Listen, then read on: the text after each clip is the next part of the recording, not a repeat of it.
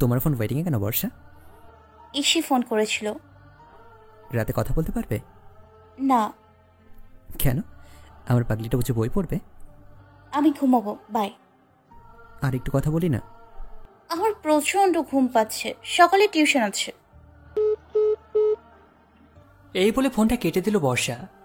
2 বছরের রিলেশন ওদের। অয়ন প্রচণ্ড ভালোবাসে বর্ষাকে। ইদানিং বর্ষার ফোন বেশিরভাগ সময় ওয়েটিংয়ে থাকে।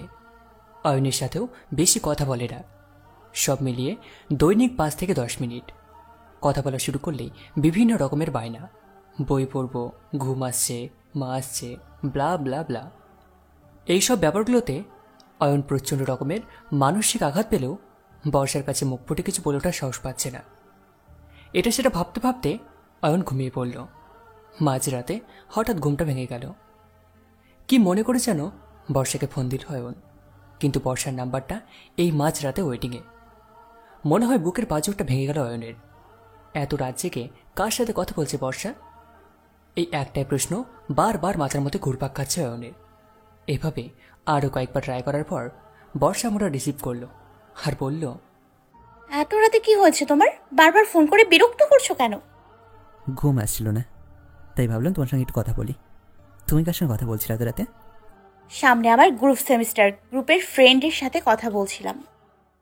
ছেলেটি মেয়েটির কথা বিশ্বাস করে নিল, কারণ ছেলেটি অন্ধ বিশ্বাস করত মেয়েটিকে। আবারও ফোন কেটে দিল বর্ষা। অয়ন আবারও বর্ষাকে ফোন করল। এবার আবার ওয়েটিং। একটু পরপর অয়ন ফোন করেই যাচ্ছে, কিন্তু বর্ষা অন্য কারোর সাথে কথা বলছে। এইভাবে প্রায় 2 ঘন্টা চলে গেল। নাম্বারটা এখনও ওয়েটিংয়ে। কিছুক্ষণ পর নাম্বারটা বন্ধ করে ডাকল বর্ষা। অয়ন বুঝতে পারল বর্ষার মনে রাজ্যের রাজত্বটা এখন আর অয়নের হাতে নেই, সেটা অন্য কেউ হাতিয়ে নিয়েছে। সেই রাত আর ঘুম হল না অয়নের। সারা রাত ধরে বর্ষাকে ফোনে ট্রাই করে গেল, কিন্তু নাম্বারটা বন্ধ। পরের দিনেও 1000 বার চেষ্টা করে গেল সেই প্রিয় কণ্ঠটা একটি বার শুধুমাত্র শোনার জন্য। 2 মিনিট পর পর চেষ্টা করেই যাচ্ছে, কিন্তু কোনো কাজ হয়নি।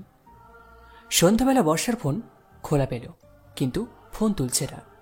কয়েকবার চেষ্টা করার পর ফোনটা রিসিভ করল। অপরিচিত একটা মেয়ে কণ্ঠে কেউ একজন বলে উঠল, কে আপনি? কাকে চান? এটা বর্ষার নাম্বার না? কিন্তু বর্ষা এখন কথা বলতে পারবে না, একটু ব্যস্ত আছে। প্লিজ ওকে একটু ফোনটা দিন।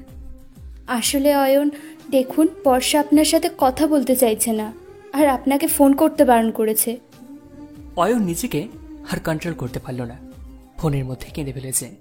কিছুক্ষণ পর বর্ষা ফোন ধরে, প্লিজ তুমি এই নাম্বারে আর ফোন করবে না, আমি একটু একা থাকতে চাই, আমাকে মুক্তি দাও। আর তোমার সাথে আমার রিলেশনটা তোমার ফ্যামিলি থেকে মেনে নিলেও আমার ফ্যামিলি থেকে কখনো মানবে না। অয়ন শুধু কাঁদছে, কিচ্ছু বলছে না। মনে হচ্ছিল তার বুকের বাম পাশে কেউ যেন সজোরে একটা লাথি মারল। বর্ষাকে অনেক বোঝানোর চেষ্টা করে অয়ন, কিন্তু তারপরেও শেষমেশ অয়নকে অনেক অপমানজনক কথা বলে বর্ষা।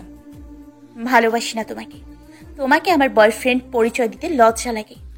তুমি আমাকে আর কোনো দিনও ফোন করবে না, তোমার সাথে আজ থেকে আমার কোনো সম্পর্ক নেই, আমাকে ভুলে যাও। আর তুমি তোমার মতো লো ক্লাসের কাউকে বিয়ে করে নিও। এভাবে আরও যাতা বলে অপমান করলে অয়নকে। তারপর ফোনটা কেটে দিল বর্ষা। অয়ন কি করবে ঠিক বুঝে উঠতে পারছিল না। সবচেয়ে কাছের বন্ধু অভিষেকের মেসে চলে গেল। নেশা করার বাজে বদ অভ্যাস আছে ওর। ব্রেকআপের কথা বলতেই অয়নের হাতে একটা সিগারেট ধরিয়ে দিল। এত কষ্টের মাঝে সিগারেট ভালোই লাগলো, কেমন যেন একটা জাদু আছে এর মধ্যে। তারপর কোনো রকমের সান্ত্বনা দিয়ে বাড়িতে যেতে বলল, আর পকেটে 1 প্যাকেট সিগারেট দিয়ে বলল, বর্ষাকে অনেকবার ফোনে ট্রাই করেছিল, কিন্তু মোবাইল বন্ধ। সেদিন রাতে অনেক কান্না করেছিল অয়ন, আর সিগারেটের পুরো প্যাকেটটাও শেষ করে ফেলেছিল। নিজেকে বিশ্বাস করতে কষ্ট হচ্ছিল যে অয়ন একদিন অন্যদের স্মোক করতে মানা করত, সেই অয়ন আজকে নিজে কি করছে। আজকে 5 দিন হয়ে গেল বর্ষার সাথে কোনো প্রকার কন্ট্যাক্ট নেই অয়নের। যেই ছেলেটি এক মুহূর্ত মেয়েটির সাথে কথা না বলে থাকতে পারত না, দুজনের একটি কথা শোনার জন্য সারা দুনিয়ার সাথে লড়াই করত, বর্ষা ঠিক আগের মতো নেই, অনেকটাই পাল্টে গেছে। কিন্তু অয়ন নিজেকে একটু পাল্টাতে পারেনি। এখন বর্ষার সাথে একটা মুহূর্ত কথা বলার জন্য মনটা কাঁদে অয়নের। অনেক চেষ্টা করেছে অয়ন, বর্ষার কণ্ঠটা একটিবার শুধুমাত্র শোনার জন্য, কিন্তু কোনো লাভ হয়নি। অয়নের ফোন রিসিভ করে না বর্ষা। অপরিচিত কোনো নাম্বার দিয়ে ফোন করলেও অয়নের কণ্ঠ শোনা মাত্রই ফোনটা কেটে দেয়।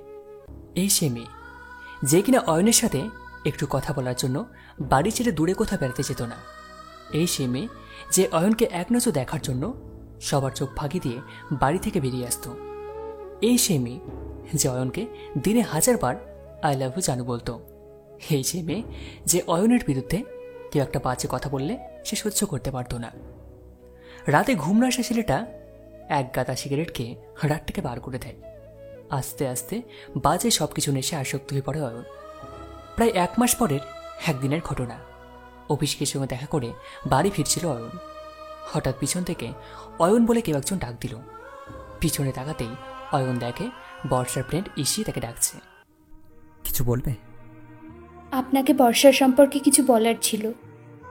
বলো, কি বলবে?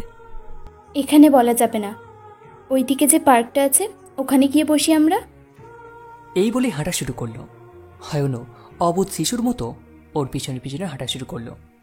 পার্কটা একটু দূরে। প্রায় 20 মিনিট হাঁটার পর একটা বেঞ্চে এসে বসলো তারা। এরপর ঈশিতা বলতে শুরু করলো, আমি জানি কথাগুলো শুনে আপনার খুব কষ্ট হবে। বর্ষা আমাকে বলতে বারণ করেছিল, কিন্তু চোখের সামনে একটা মানুষকে এভাবে ধ্বংস হয়ে যাওয়ার দৃশ্য দেখতে কারই বা ভালো লাগে বলুন? আপনাদের সম্পর্ক হওয়ার আগে থেকেই বর্ষার অন্য একটি সম্পর্ক ছিল। ছেলেটির নাম বিজয়। বিজয়ের সাথে বর্ষার একবার অনেক ঝগড়া হয়, তখন বর্ষা আপনার সাথে সম্পর্কে জড়িয়ে যায়। কিছুদিন পর ওদের সম্পর্কটা আবার আগের মতন চলতে শুরু করে। তারপর থেকে আপনার সাথে কি হচ্ছে তা তো আপনি জানেনই। মুহূর্তের মধ্যে অয়নের চোখ দিয়ে জল গড়িয়ে পড়ে। এরপর থেকেই নেশার মাত্রা আরও বেড়ে গেল। এভাবেই চলতে লাগলো। কিছুদিন পর বাড়ি ফিরতেই অয়নের মা বলল, ইসি এসেছিল, তোর কিছু কাগজ নিয়ে গেছে, পরে দিয়ে যাবে বলল। রুমে ঢুকে অয়ন দেখতে পেল টেবিলের উপর মার্কশিট আর অ্যাডমিট কার্ড মিসিং। রাত 10টার দিকে একটা অপরিচিত নাম্বার থেকে ফোন আসে। ফোনটা রিসিভ করতেই কেউ একজন বলে ওঠে, এবার দুজনেই একই কলেজে ভর্তি হয়ে গেলাম। ইসি খুব ভালো একজন ছাত্রী ছিল, চাইলেই আরও নামকরা কলেজে পড়তে পারত, কিন্তু অয়নের জন্যই এই প্রাইভেট কলেজে ভর্তি হয়। অয়নের মায়ের মন এই কয়েকদিনে জয় করে নিয়েছে। এরই মধ্যে অয়নকে তুমি করে বলা শুরু করে দিয়েছে।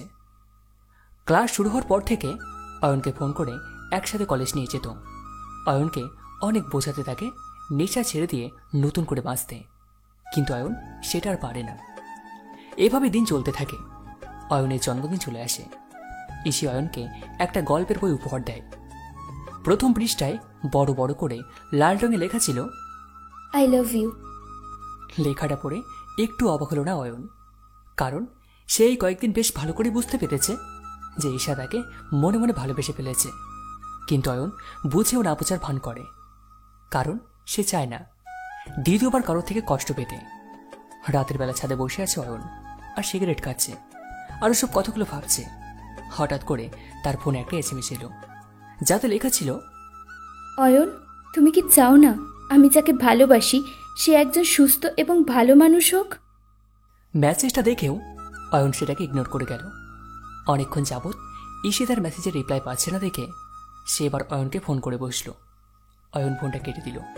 তারপরও বারবার ফোন করছে ঈশি। প্রায় 1 ঘন্টা পর অয়ন ফোনটা রিসিভ করে বলে ওঠে, আমি চাই। এই বলে অয়ন তার হাতে থাকা সিগারেটটা ফেলে দিয়ে বলে, মনে রেখে এসে একবার ভালোবেসে ধোকাকে হয়তো কোনো রকম বেঁচে আছি, দ্বিতীয়বার ধোকা পেলে কিন্তু বাঁচতে পারবো না। আমি কখনোই তোমাকে ছেড়ে যাব না, কথা দিলাম।